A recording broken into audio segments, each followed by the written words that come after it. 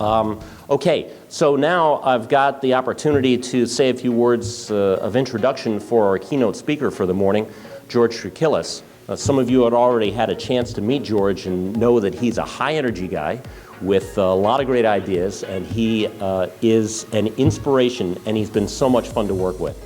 You know, a lot of the folks that we've had a chance to hear from at the conference so far, I've had the opportunity to know for many, many years.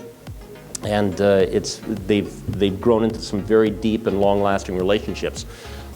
George and I have only known each other for just over a year now, and it's been a very, very rich friendship, and I'm looking forward to growing that further. George, thank you.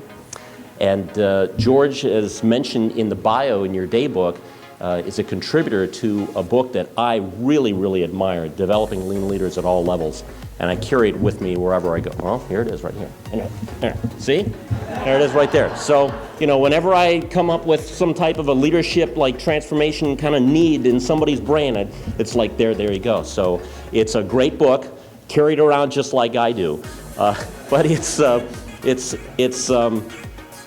really got some a very, very useful framework. And it's a very actionable set of approaches. And so unlike other leadership development books that talk about principles in the abstract and things that leaders should do in very general terms, in conceptual terms, in order to create cultures of continuous improvement, this book really lays it out in very concrete terms, very actionable, very doable. And it really breaks down a lot of barriers that I think have existed in other works in this area.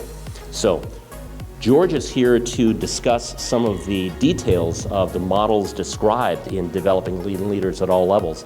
And so I'll let him take the discussion from there. But I also want to add in, you know, George is a guy who really lives this stuff.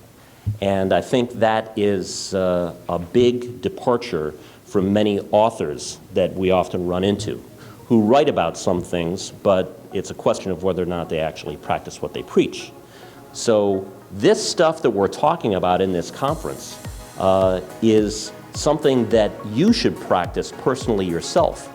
Let me tell you that if you don't, you're a hypocrite, all right?